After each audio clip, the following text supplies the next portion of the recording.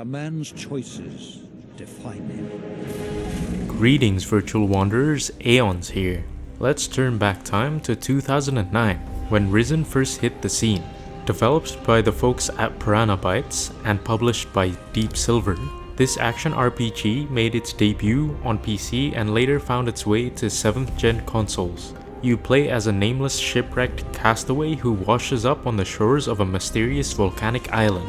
An island bursting with ancient ruins, wild beasts, and magic gone rogue.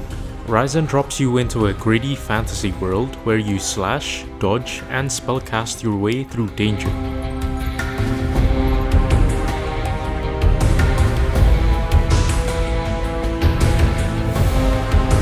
Played from a third-person perspective, it blends open-world exploration with choice-driven quests and a rather clunky combat system. But does Risen rise up to its name, or get buried in its own ambition? Let's break it down. When it comes to side activities, Ryzen keeps things pretty grounded. You've got a fair number of side quests scattered across the island, most of which fall into classic RPG territory. Fetch this, find that, deal with a troublesome creature or person. Some quests offer multiple solutions depending on your choices or faction alignment, which adds flavor throughout your many errands around the island, while also giving some background info on the characters. These small touches to the side quests add a little bit more depth to the quests. The game does run out of side quests while you're halfway through the game, so make sure you enjoy the side quests while they last. Especially the one in the brothel. Anyway, crafting is another core activity, and while it's not overly complex, it does play a role in progression. You can forge weapons, write scrolls, and brew potions, provided you found the right ingredients and learned the necessary skills from trainers. The weapon crafting is quite satisfying though. You get to go through the whole process along with the animations. That means you get to forge, hammer, and sharpen your weapon all on your own. It's more of a functional system than a deep one, but it helps with survival, especially early on when resources are limited. That's finished then. Then there's shopping, which is pretty straightforward. Traders are spread across different settlements and camps offering weapons, armor, potions, and crafting materials. I say traders here because the merchants also have built-in bartering on top of buying with gold, which is a pretty practical feature if you want to sell and buy at the same time. And traders usually specialize in one category of items, but they do have some miscellaneous items here and there. The only catch here is that these traders won't be selling rare items. While we're on the topic of using gold, you can also spend it on training your stats with NPC trainers who will teach you a thing or two.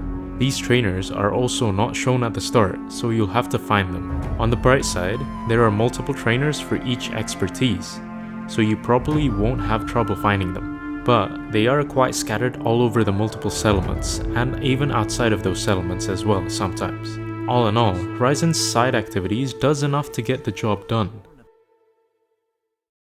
Ryzen features a volcanic island that is fully explorable, one that is whole. There aren't any segmentations whatsoever, so you will be able to explore the whole island since the beginning. That is if you're able to survive the beasts that are one too many levels above you. Speaking of exploring, you can pretty much travel on foot from one end of the island to the other, without any limitations or even loading screens. Even entering dungeons and houses is surprisingly seamless. The game does give you a unique fast traveling option though, by using magic stones later in the game if you do get tired of walking everywhere. The game does lock a few points of interest through progression though, such as settlements and some parts of the settlements, but you won't really notice these unless you decide to go bonkers around the map in the early game. When you're out exploring, you won't notice any invisible walls, because there are physically visible walls that you can still go on top of eventually through another route. The game also doesn't let you swim past the beach shore, or swim at all for that matter. It eats you up, literally. So all that gives Ryzen a great area of freedom with close to zero limitations. Risen's world offers a mix of rugged, natural environments and small settlements, which combined forms the volcanic island full of rocky cliffs, dense forests and ancient ruins, giving the world its island identity overall. The soundtrack and ambience is there throughout the playthrough, but there isn't anything special worth noting. Settlements in Ryzen vary in size and activity. Larger settlements like Harbor Town will have more NPCs, but it still lacks enough to give it a lively atmosphere. Either way, there are NPCs there, with some going about their routines, while some are more like statues that you can interact with. For the most part, NPCs are stuck within one spot, and very rarely move from that spot, so you won't see that many NPCs going around town, unless they're guards patrolling the area, or a worker carrying crates, which are also limited. Some NPCs do react to you drawing your weapon though, but that's the only reaction you're going to get outside of talking to them. Outside these settlements, the wilderness is populated mostly by hostile creatures specific to that region, from wild beasts to lizardmen. While wildlife is present, they are very minimal. You'll find a nautilus here and there, but that's about it. This makes the open areas feel empty, with no NPCs or travelers along the roads.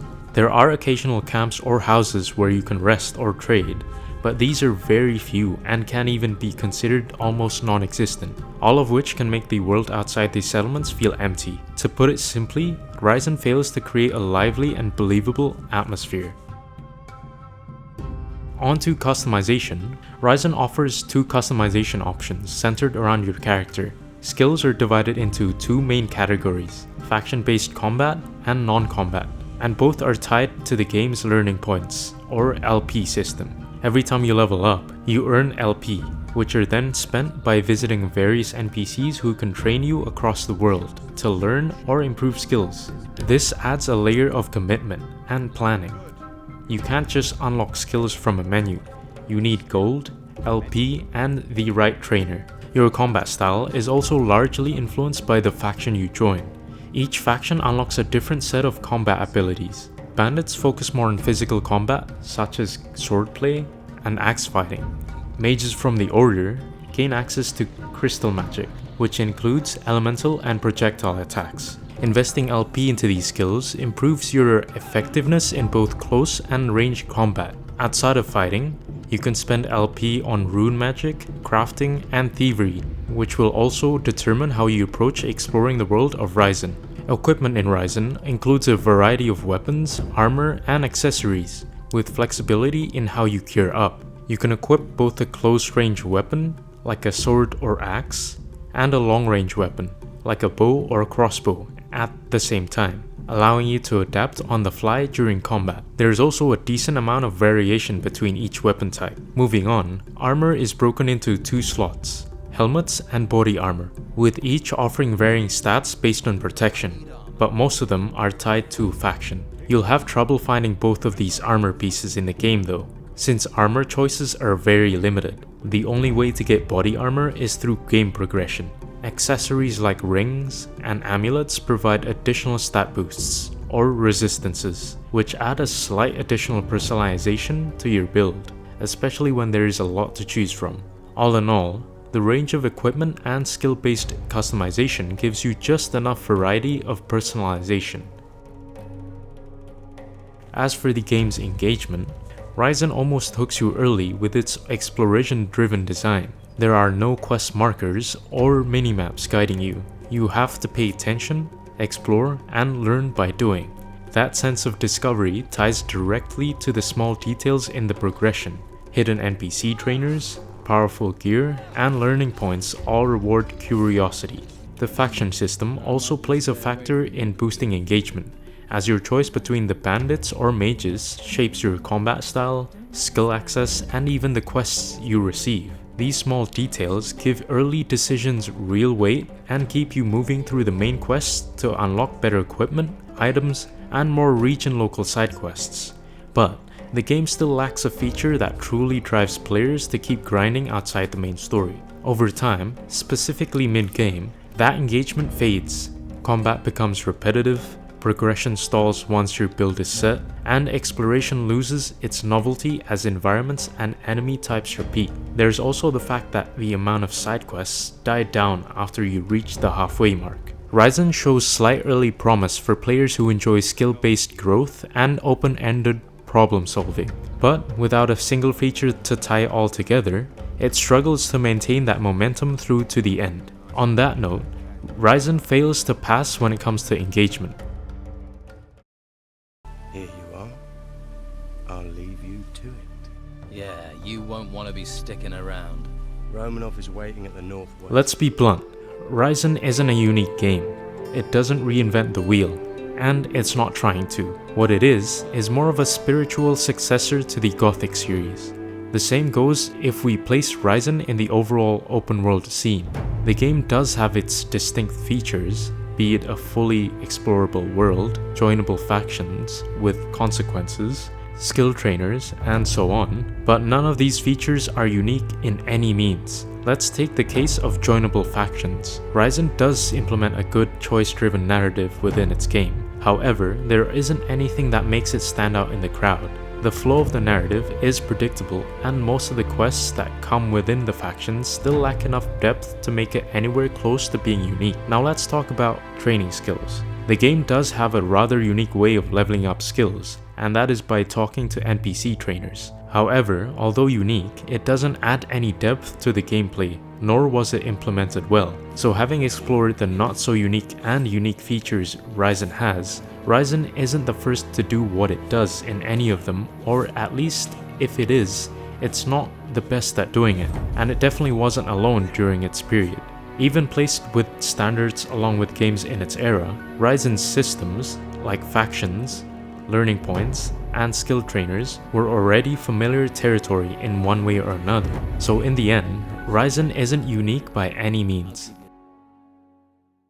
Here, have a little rum. Spend too long by the sea and it rots you. Your knees go, your back, your front, your everything. Everything falls apart. Towers, men, religions. The sea always wins. Remember that, lad. As the sun rises in the world of Ryzen, it also eventually sets, and that's where we are in this exploration of the game.